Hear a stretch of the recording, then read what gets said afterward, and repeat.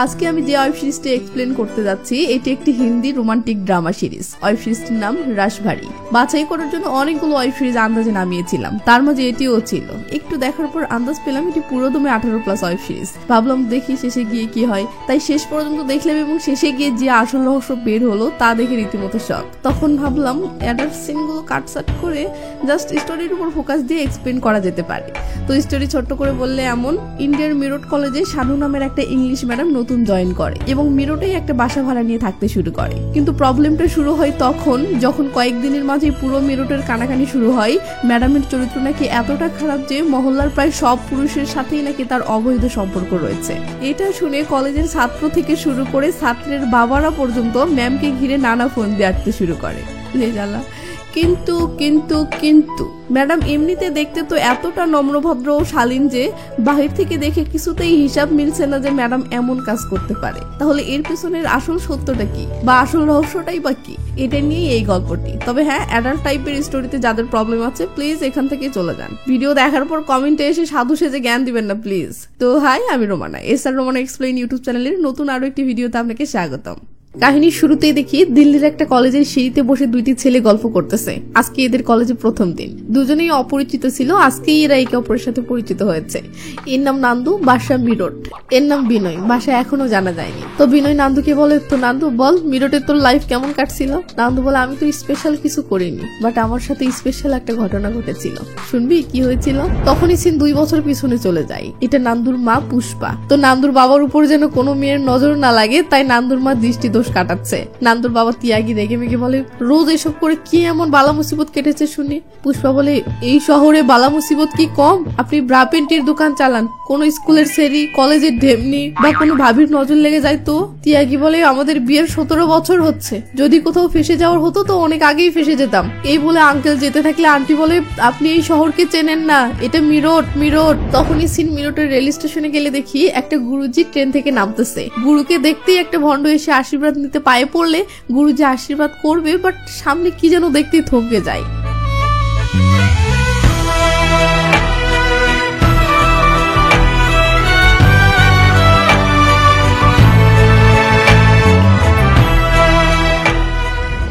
Scene টিটির কাছে আসলে দেখি বিনা টিকিটের ট্রেনে ওঠার কারণে টিটি 2জন ছাত্রকে পানিশমেন্ট দিচ্ছে। হঠাৎ টিটির নজর সামনে যেতেই সেও থমকে যায়।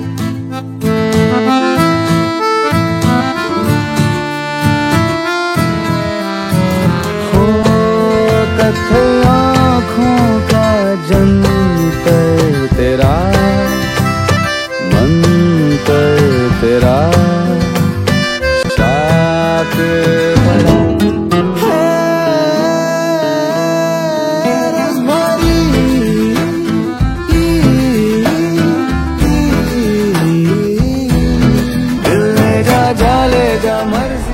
স্টেশনের সবাই এভাবে মন্ত্রমুগ্ধের মতো মেয়েটির আঁচল ফলো করে পিছে পিছে যেতে থাকে। আর ব্যাকগ্রাউন্ড থেকে নান্দু বলে ওঠে, মিরটের সকল পুরুষদেরকে ধ্বংস করার জন্য মুসিবত মিরটে এসে গেছে।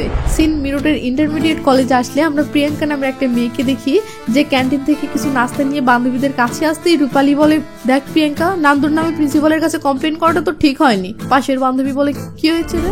তখনই সিন নান্দুর কাছে আসলে দেখি সে এই একই ঘটনা তার বন্ধু ভাল্লাকে বলতেছে। ঘটনাটা হলো, ক্লাসরুমে নান্দুর কলম মেঝেতে পড়ে গিয়েছিল।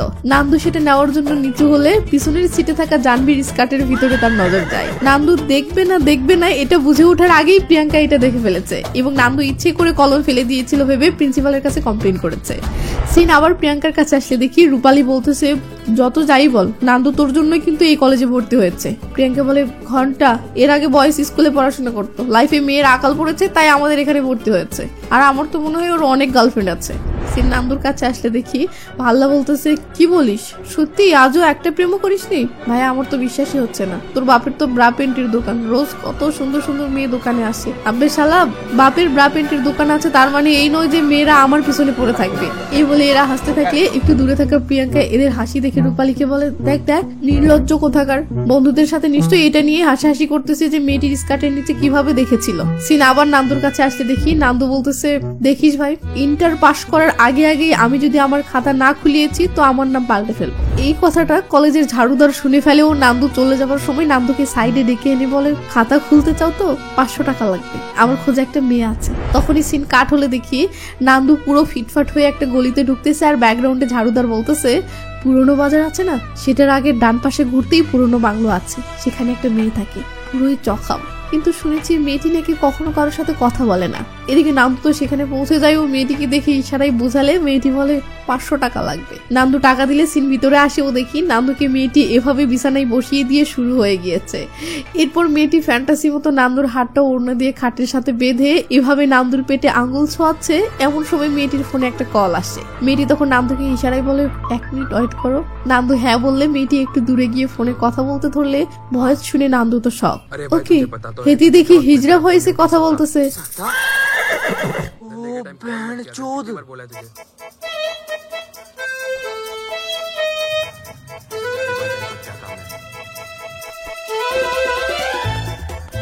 সিন কাট হয়ে পরের দিন নান্দুর বাড়িতে আসলে দেখি নান্দুর মা পুষ্পা মহল্লার সকল ভাবিদের সাথে মজমা বসিয়েছে। মজমার বিষয়টা হলো সব ভাবিদের অভিযোগ তাদের মরদ তাদেরকে সময় দিচ্ছে না, গুরুত্ব দিচ্ছে না, সারাদিন বাহিরে থাকে আবার রাতে এসে দুম করে ঘুমিয়ে পড়ে। এইসব শুনে পুষ্পা আন্টি এমন ভাবে সবাইকে জ্ঞান দিতে থাকে যে কিভাবে ঘরের মরদকে আকৃষ্ট করতে হয়, যা শুনে মনে হয় সে যেন এসবে পিএইচডি করে বসে আছে। তো এক আন্টি বলে, আচ্ছা এখন আমাদের কি করা উচিত শর্টকাটে সেটা তো বলো। পুষ্পা বলে, আরে হিসাব সহজ, মরদ বাসায় ফেরার আগে একদম সেজে গুজে থাকো।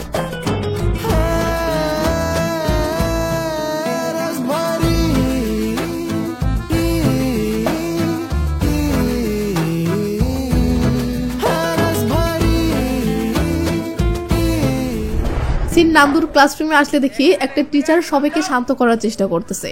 তো সবাই শান্ত হলে টিচারটি বলে, ম্যাডাম জি এবার আসুন।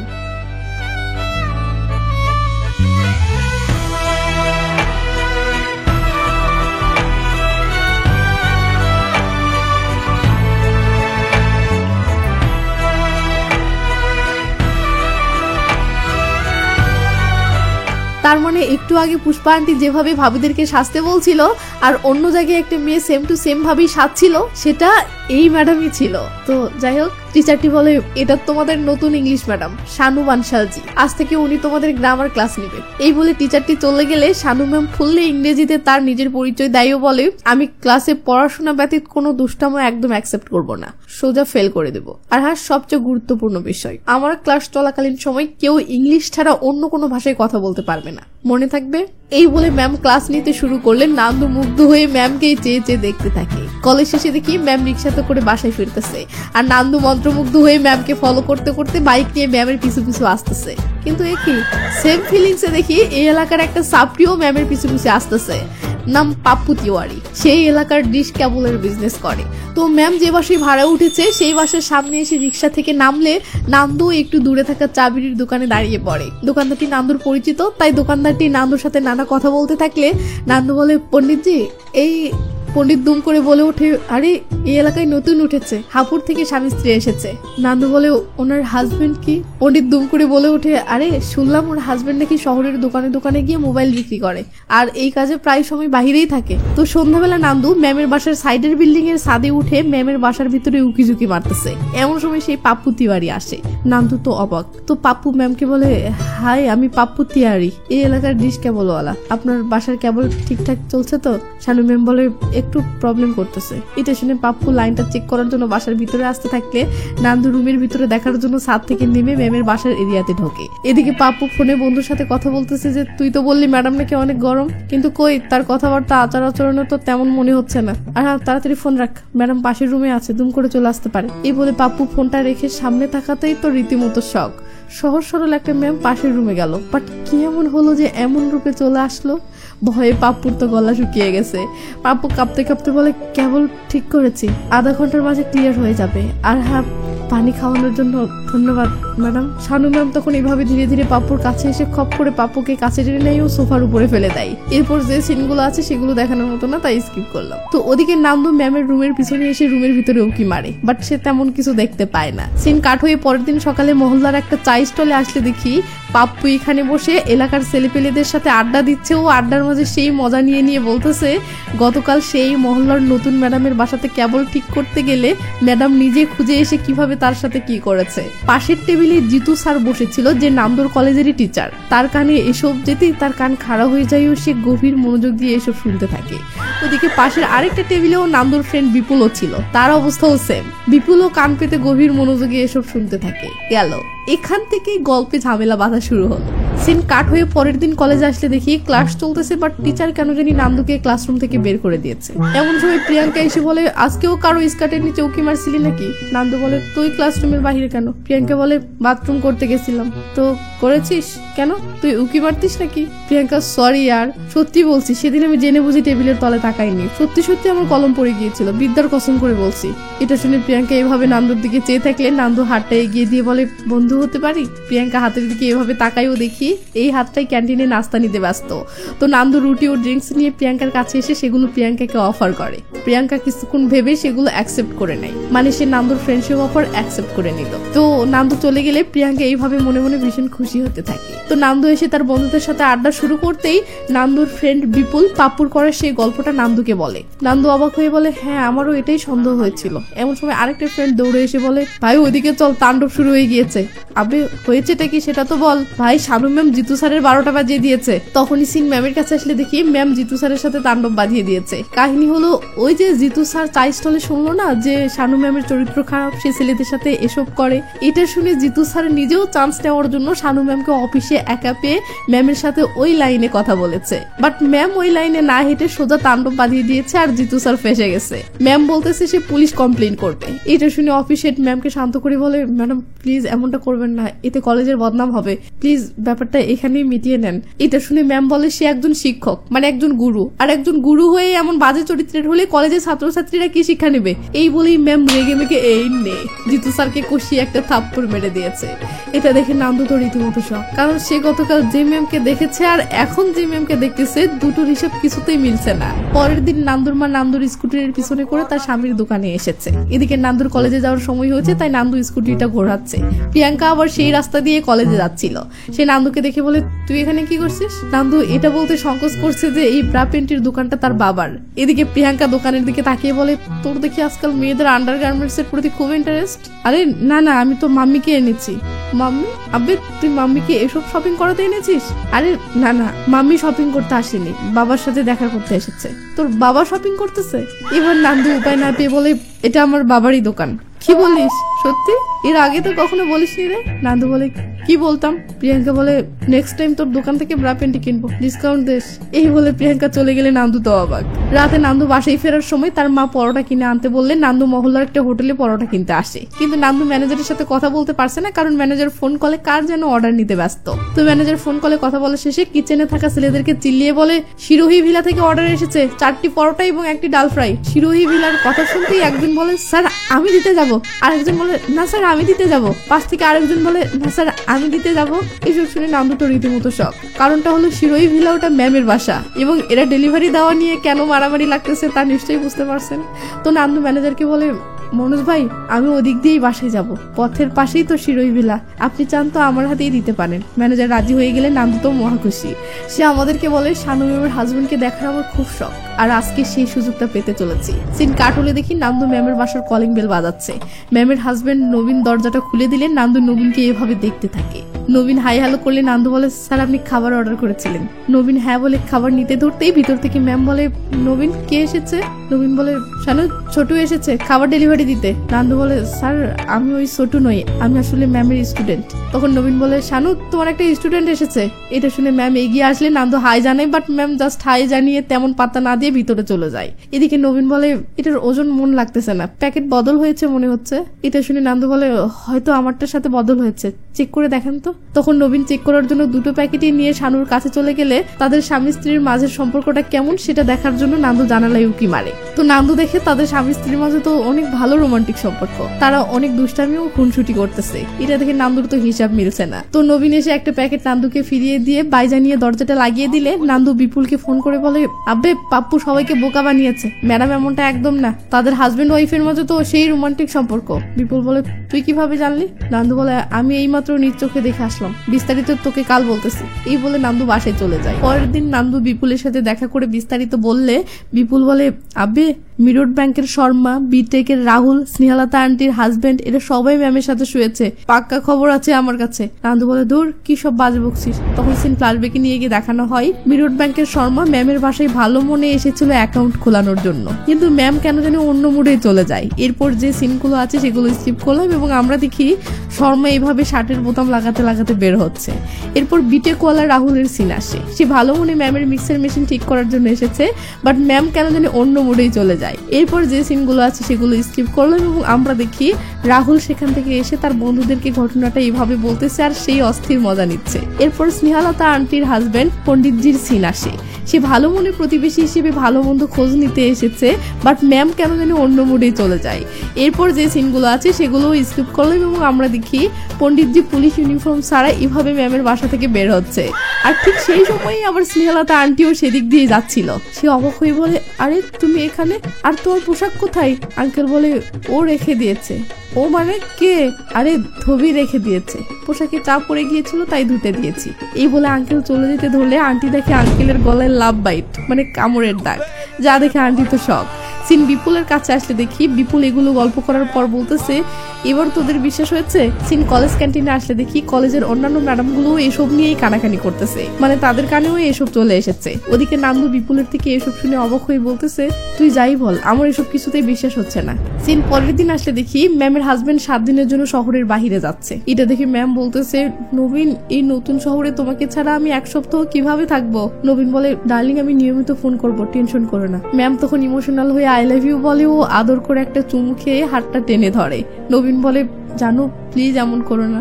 ম্যাম তখন হাতটা ছেড়ে দিলে নবীন মিষ্টি করে বাইজা নিয়ে চলে যায়। তো এরপর ম্যাম কলেজে এসে ভদ্রভাবে ক্লাস নিতে থাকলে নান্দু অবাক হয়ে ম্যামকে চেয়ে চেয়ে দেখতে থাকে আর হিসাব মেলানোর চেষ্টা করে আসল সত্যটা আসলে কি। ম্যাম কি সত্যিই এমন ভদ্র, নাকি সারা মহল্লার সবাই যা কানাকানি করতেছে সেটাই ঠিক? কিন্তু নান্দু কিছুতেই হিসাব মেলাতে পারে না। সিন মেয়েদের ওয়াশরুমে আসলে দেখি প্রিয়াঙ্কা ঠোঁটের লিপস্টিক ঠিক করতেছে। এমন সময় বান্ধবী এসে বলে, নান্দুকে যে ভালোবাসিস এটা কি নান্দুকে বলেছিস? প্রিয়াঙ্কা বলে, আমার কিসের তারা, সে আমাকে ভালোবাসলে সে নিজেই বলবে। এটা শুনে বান্ধবী বলে, আজকালকার ছেলেদের মনের কোনো গ্যারান্টি নাই, যার তার উপর যখন তখন পিছলে যায়, তাই ভাব দেখানো বাদ দিয়ে ওকে কাবু করার চেষ্টা কর। এটা শুনে প্রিয়াঙ্কা তো টেনশনে পড়ে যায়। সে বাহিরে এসে নান্দুকে ডাক দিয়ে কাছে আনে ও কি যেন বলে পাঠিয়ে দেয়। নান্দু তখন বন্ধুদের কাছে ফিরে এসে বলে, দোস্ত তোরা যা, আমি পরে আসতেছি। বন্ধুরা বলে, কেন? নান্দু বলে, প্রিয়াঙ্কা আমার সাথে বাহিরে ঘুরতে যেতে চাচ্ছে। সিন কাট হলে দেখি নান্দু প্রিয়াঙ্কাকে নিয়ে ঘুরতে বের হয়েছে। তো এরা শহর থেকে দূরে একটা সমুদ্র তীরে এসে বসলে প্রিয়াঙ্কা বলে, আমি তোকে একটা কথা বলি। বল। তুই জানিস আজ আমি তোর সাথে কেন ঘুরতে বের হয়েছি? কেন? আমি দেখতে চাই তুই কেমন কেয়ারিং। কেয়ারিং আমার মাঝে নেই, আছে কিনা কিভাবে মানবো? এটা বুঝতে গেলে তো তোর সাথে সময় কাটাতে হবে, তাই না? এটা শুনে নান্দু তো অবাক। প্রিয়াঙ্কা বলে, তুই যদি সকাল সন্ধ্যা আমাকে টিউশনে পৌঁছে দিতে আসিস তাহলেই তো বুঝতে পারবো তুই কেয়ারিং কিনা। নান্দুর তো সব মাথার উপর দিয়ে যাচ্ছে। সে বুঝে উঠতে পারছে না যে প্রিয়াঙ্কা একে পাত্তা দেয় না, তার হঠাৎ কি হলো যে এসব বলছে। তো নান্দু কি যেন একটা ভেবে নিয়ে বলে, ওকে ডান। প্রিয়াঙ্কা বলে, ব্যাপারটা বুঝতে পারছিস তো? নান্দু বলে, আরে হ্যাঁ এবার চল। এই বলে নান্দু প্রিয়াঙ্কাকে বাসা পর্যন্ত পৌঁছে দিতে আসে ও প্রিয়াঙ্কাকে বাসার সামনে নামিয়ে দিয়ে বলে, এবার চল, নাম্বারটা দে। প্রিয়াঙ্কা খুশিতে গুলগুলা হয়ে দুষ্টু স্বরে বলে, তোরটা দে, আমি মিস কল মারতেছি। নান্দু বলে, আব্বে তোর নাম্বার চাইনি, তোর বাসাতে ভীরা নামের যে মহিলাটা কাজ করতে আসে না ওর নাম্বার চাচ্ছি। হ্যাঁ, ভীরাকে টিউশনে নিয়ে যাবি নাকি? আরে টিউশনে নিয়ে যাব না, মাম্মি নাম্বারটা চেয়েছে। প্রিয়াঙ্কা না দিয়ে এভাবে চেয়ে থাকলে নান্দু বলে, দে না বোন। সরি বান্ধবী। প্রিয়াঙ্কা রেখে ভেঙে বলে, আচ্ছা নে। আর সিন চলে আসে ভীরার কাছে। আমরা দেখি ভীরা বলতেছে, টাকা দিয়ে আর কি মতলবে এসেছিস বল। নান্দু বলে, প্রথমে কাজটা কি সেটা মন দিয়ে শোনো, তারপর বলো কত টাকায় রাজি হবে। বল। ওই যে শিরোহী ভিলার নতুন ভাড়াটিয়া আছে না, ওর বাসাতে গিয়ে তোমাকে কান্নাকাটিও একটু ড্রামা করতে হবে, বলবে তুমি অনেক গরিব, তোমার কাজ দরকার। আবে আমি গরিব? তোর বাপের চেয়ে বেশি টাকা জমা করা আছে আমার, প্লিজ রাগ করো না। শোনো, ওখানে যখন তুমি কাজ পাবে তখন সকাল সন্ধ্যা আমাকে রিপোর্ট দিবে যে কে কে আসলো, কে কে গেল ইত্যাদি, ঠিক আছে? ভীরা বলে 1000 লাগবে। নান্দু রাজি হলে ভীরা বলে এবার বল এমনটা কেন করছিস? নান্দু বলে সরি, এটা বলতে পারবো না। এটা শুনে ভীরা বলে তাহলে 1500 লাগবে। কিন্তু কি আর করার, নান্দু রাজি হয়ে আসতে থাকলে ভীরা বলে ওখানে কাজ পেলে সেদিনই কিন্তু টাকাটা নিব। সিন নান্দুর বাসায় আসলে দেখিস স্নেহালতা আন্টি সহ মহল্লার সব আন্টিরা এখানে একত্র হয়েছে এবং স্নেহালতা আন্টি যে তার স্বামীকে শানু ম্যামের বাসার সামনে দেখেছে এবং তার স্বামীর গলায় কামড়ের দাগ দেখেছে, এটা বলে স্নেহালতা আন্টি কান্নাকাটি করতেছে। নান্দুর মা পুষ্পা বলে আরে বাদ দে, মশার কামড়ের দাগ ছিল হয়তো। স্নেহালতা আন্টি বলে আচ্ছা জি, মশার কামড়ের দাগ আমি চিনি না তাই না? বিয়ের প্রথম আমিও ওর গলার ওখানে ওভাবে কামড় বসাতাম, কিন্তু ও বকতো তাই বাদ দিয়েছি। বলতো কামড়ের দাগ দেখলে থানায় সবাই ঠাট্টা করবে, অথচ এখন দেখো। এই বলে স্নেহালতা আন্টি হাউমাউ করে কাঁদতে থাকে। আর ওদিকে নান্দু কলেজে যাওয়ার জন্য বের হয়েছিল, সে এসব শুনে থেমে যায়ও আর পেতে শুনতে থাকে। তো নান্দু সবাইকে চা নাস্তা দিতে আসলে স্নেহালতা আন্টি বলে নান্দু বেটা, তোর কলেজের শানু ম্যাম আছে না, ও কেমন? নান্দু বলে খুব ভালো টিচার, একদম মন লাগিয়ে পড়াই। আন্টি বলে দেখ বেটা, তুই যেন ওর উপর মন লাগাস না। নান্দুর মা বলে আরে আরে তুই ওকে এসব কি বলছিস, যা বেটা তুই কলেজে যা তো। এই বলে আন্টি নান্দুকে ভাগিয়ে দেয়। তো নান্দু কলেজে না গিয়ে আগে ভীরা আন্টির সাথে দেখা করতে এসেছে, কারণ ভীরা ম্যামের বাসায় কাজ পেয়েছে, তাই ভীরার থেকে আপডেট নিতে হবে। তো ভীরা আন্টি এসে বলতে থাকে ম্যাম কম তেল খেতে পছন্দ করে, ঝাল কম খায়। নান্দু রেগে মেগে বলে এগুলো শোনার জন্য তোমাকে পাঠিয়েছি, দরকারি তথ্য দাও। কিন্তু ভীরা কিছু বলছে না। নান্দু তখন চুক্তির সেই টাকা বের করলে এবার ভীরা বলতে শুরু করে। সে বলে ওদের স্বামী স্ত্রীর খুব মহব্বত, ভিডিও কলে একজন আরেকজনের সাথে সারাক্ষণ আঠার মতো চিপকে থাকে। নান্দু বলে ভিডিও কলে মানে? ভীরা বলে আরে ওর স্বামী কয়েকদিন হলো শহরের বাহিরে আছে। নান্দু বলে হ্যাঁ, কেবল একটা কাজের তথ্য দিলে। তো এখন তুমি খেয়াল রাখবে কে কে ম্যামের বাসায় আসে আর কেন আসে, ঠিক আছে? এই বলে নান্দু টাকাটা হাতে ধরিয়ে দিলে ভীরা বলে আরে আরো 500। নান্দু বলে ওটা তখন পাবে যখন আরো তথ্য দিবে। এই বলে নান্দু কেটে পড়ে। তো কলেজ শেষে নান্দুর বাবা নান্দুকে দোকানে বসার জন্য ডেকে আনলে। নান্দু বলে বাবা আমাকে যদি দোকানেই বসাবে তাহলে কলেজে পাঠাও কেন? বাবা বলে কলেজে পাঠাই যাতে ভবিষ্যতে তোকে দোকানে বসতে না হয়, বুঝেছিস? এই বলে বাবা নান্দুকে দোকানের দায়িত্ব দিয়ে চলে গেলে। নান্দুর দোকানে বসতেই হঠাৎ প্রিয়াঙ্কা হাজির। প্রিয়াঙ্কাকে দেখে নান্দু তো পুরো ভেবেচাকে খেয়ে যাইবে। বলে তুমি এখানে যে? আরে শপিং করতে এসেছি। শপিং মানে কি কিনবে? এখানে আলু ফুলকপি তো আর বিক্রি হয় না তাই না? হ্যাঁ তার ঠিক বলেছিস। এই বলে নান্দু দোকানের সেলসম্যান ছেলেকে ডাক দিয়ে বলে ছোটু ম্যাম কি নিবে দেখাতো।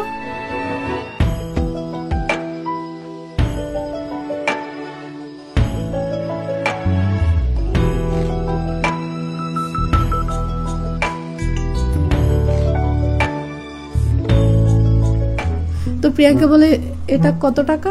নান্দু তখন ছোটুকে দাম জিজ্ঞেস করলে। ছোটু বলে 250 টাকা। নান্দু প্রিয়াঙ্কাকে বলে তুই 200 দেশ তাহলেই হবে। ছোটু বলে আরে ভাই 200-তে তো কেনাও নেই। নান্দু ইশারায় ছোটুকে যেতে বললে ছোটু চলে যায়। তখন নান্দু বলে তো বলো কোনটা দিব, যেটা তোর ভালো লাগে।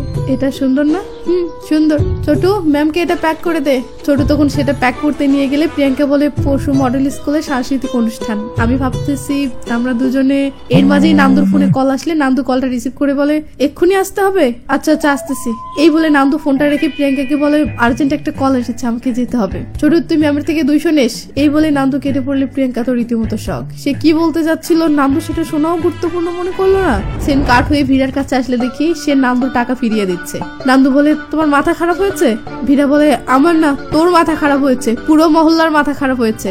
সবাই ম্যামকে নিয়ে সন্দেহ করতেছে, ম্যামের চরিত্র খারাপ, সে এটা করে ওটা করে, পুরুষদের আকৃষ্ট করে। নান্দু বলে আরে এসব সত্য না মিথ্যা এটাই তো তোমাকে তদন্ত করতে দিয়েছিলাম। ভীরা বলে তদন্ত করে দেখেছি, এমন কিছুই নয়। সে খারাপ হওয়া তো দূরের কথা, আমি তো তার মতো ভালো মেয়ে আজ পর্যন্ত দেখিনি। এখন আমি অন্য সবার বাসার কাজ ছেড়ে দিয়ে তার বাসাতেই পার্মানেন্ট কাজ নিয়েছি। নান্দুর তো সব মাথার উপর দিয়ে যাচ্ছে। ঠিক তখনই নান্দু খেয়াল করে এ কি, ভীরার গলায় লাভ বাইট, মানে পীড়িতের কামড়। নান্দু তো রীতিমতো শখ। তো এই লাভ বাইট কে দিল আর ম্যামের আসল রহস্যটাই বা কি, সেটা দ্বিতীয় পর্বে দেখতে পারবে।